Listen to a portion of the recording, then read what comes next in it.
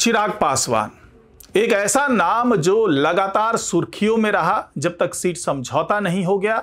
Seat समझौता होने के बाद भी कई तरह के विवाद हुए। एनडीए के अंदर में मान मनव्वल का दौर चला, कभी नीतीश कुमार रूठ गए, कभी चिराग पासवान रूठ गए। दोनों को मनाने की जिम्मेदारी बीजेपी के जो कद्दावर नेता हैं उन पर थी। अमित शाह कभी आए मनाने, कभी धर्मेंद्र प्रधान मनाते नजर आए, कभी जेपी नड्डा मनाते नजर आए। जब चीजें बहुत हद से बाहर आ गई तो खुद पीएम मोदी को इस पूरे पिक्चर में आना पड़ा, ऐसी बात कही जा रही है, ऐसा दावा किया जा रहा है। उसके बाद चिराग पासवान भी विन विन सिचुएशन में रहे, 29 सीटें मिल चुकी थी और ये जो उनका दावा था कि 100% स्ट्राइक रेट होगा, ये अलग बात है कि उनके मन मुताबिक सीटें उनको नहीं मिल पाई। लेकिन चुनाव परिणाम के बाद क्या होगा? क्या चिराग पासवान डिप्टी सीएम का दावा छोड़ देंगे? क्या अरुण भारती को डिप्टी सीएम बनाने का जो गणित है वो उलझता हुआ नजर आ रहा है? क्योंकि जिस तरीके से इन्होंने दावा किया था और ये भी माना जा रहा है कि चिराग पासवान को ये उम्मीद बंधाई गई थी, उनको ये आश्वासन दिया गया था कि चुनाव के बाद परिणाम चाहे जैसा भी आए और आपका डिप्टी सीएम वो जरूर बनेगा, तो उसमें अब पेच फंसता हुआ नजर आ रहा है। एग्जिट पोल के जो नतीजे आए हैं उसके कारण चिराग पासवान बैकफुट पर जाते हुए नजर आ रहे हैं और हो सकता है कि चिराग पासवान के मन मुताबिक कोई भी काम होता हुआ नजर ना आए चुनाव परिणाम के बाद। तो आखिरकार वो समीकरण क्या है?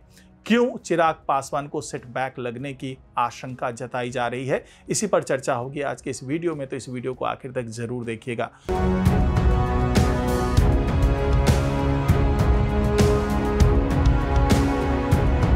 नमस्कार, मैं हूं डॉक्टर सुरजीत सिंह और आप देख रहे हैं YBN बिहार झारखंड। अगर आपने अभी तक इसे सब्सक्राइब नहीं किया तो सब्सक्राइब कर लीजिए और अगर आपको ये वीडियो अच्छा लगे तो इसको लाइक कीजिए, शेयर कीजिए और कमेंट जरूर कीजिए। तो चिराग पासवान का भविष्य क्या होगा? एग्जिट पोल के बाद इस पर तमाम कयास लगाए जा रहे हैं। चिराग पासवान लगातार तमाम नेताओं के संपर्क में हैं और अब वो ये गारंटी पाना चाहते हैं कि चुनाव परिणाम के बाद उनके पार्टी को उचित स्थान मिले, मंत्री पद मिले, उप मुख्यमंत्री का भी पद उन्हें मिले।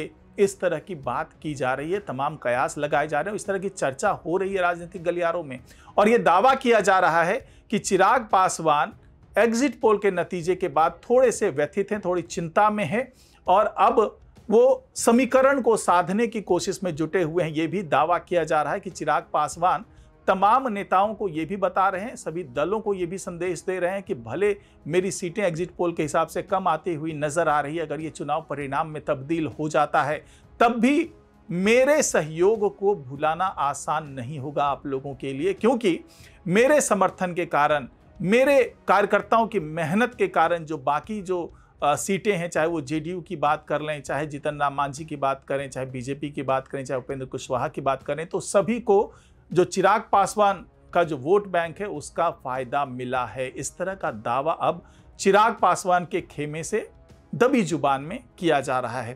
तो चिराग पासवान यही चाहते हैं कि जिस तरीके से उनको मनाया गया कम सीटों पर, क्योंकि पहले वो 40-50 सीटों की मांग कर रहे थे, तो चिराग पासवान का यही कहना है कि मैंने बाद के दिनों में कई जगहों पर समझौता किया, मुझे कम सीटें दी गई और मेरे मन मुताबिक सीटें नहीं दी गई, इसका मलाल था। इसके बावजूद अगर मैंने बगावत नहीं की, मैंने अपने हक की आवाज़ नहीं उठाई, तो उसका हमें इनाम मिलना चाहिए, उसका हमें पुरस्कार मिलना ही चाहिए। और अब चिराग पासवान के बारे में ये बताया जा रहा है कि अब उन्हें 2-3 मंत्री पद और डिप्टी सीएम के पद के लिए संघर्ष करना पड़ रहा है, क्योंकि जो एग्जिट पोल आया था उसमें ये अब साफ तौर से कहा जा रहा है कि चिराग पासवान की पार्टी को 7 से 8 सीटें मिल सकती है। कहाँ? तो वो 29 सीटों पर चुनाव लड़ रहे थे, जिसमें से 3-4 सीटें तो बीजेपी कैंडिडेट को मिल गया। जो बीजेपी कैंडिडेट हैं वो चिराग पासवान की पार्टी जो LJP-R है उसके टिकट पर चुनाव लड़ करके आए हैं।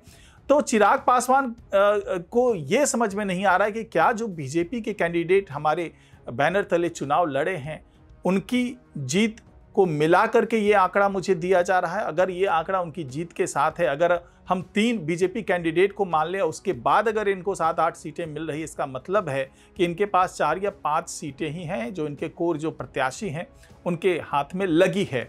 यानी कि उस वक्त चिराग पासवान की स्थिति और भी ज़्यादा खराब होती हुई नजर आएगी जब उन्हें यह लगेगा कि उनके जो कोर प्रत्याशी थे वो बहुत अच्छा नहीं कर पाए, और उनकी जो नीतीश कुमार से है, ये अलग बात है कि बाद के दिनों में समझौता हो गया, उनके पैर छुए चिराग पासवान ने नीतीश कुमार फिर खरना का प्रसाद ग्रहण करने के लिए चिराग पासवान के घर तक गए, और ये माना जा रहा है कि उनके बीच में समझौता हुआ था जिसके तहत एक दूसरे को सपोर्ट करने की बात हुई थी।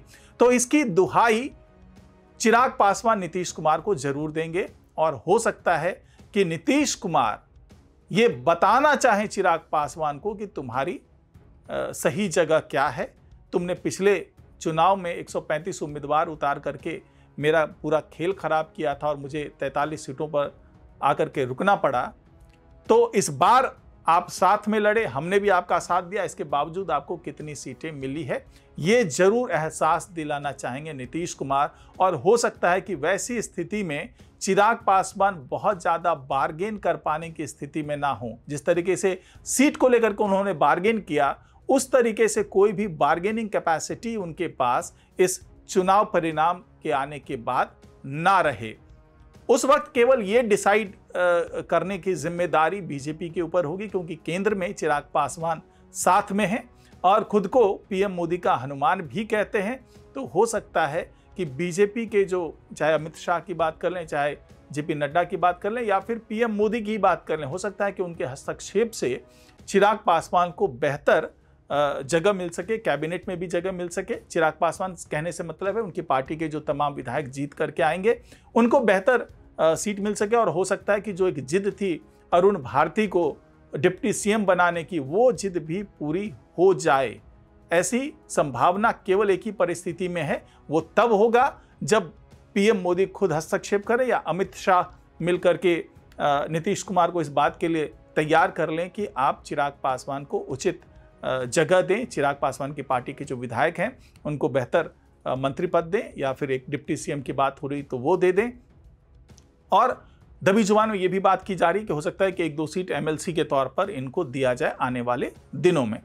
तो कुल मिलाकर के ये चुनाव परिणाम चिराग पासवान के लिए अभी तक तो झटका ही माना जा रहा है। जिस तरीके से उन्होंने अपने जनाधार की दुहाई दी थी, जिस तरीके से 100% स्ट्राइक रेट की बात की थी, वो सफल होता हुआ नजर नहीं आ रहा है। अगर हम केवल एग्जिट पोल के नतीजों पर अपना कैलकुलेशन करें तो कुल मिलाकर के चिराग पासवान अब बार्गेन कर पाने की स्थिति में नहीं होंगे चुनाव परिणाम के बाद, और उनको क्या क्या विकल्प मिल सकता है उसके बारे में हमने बात की।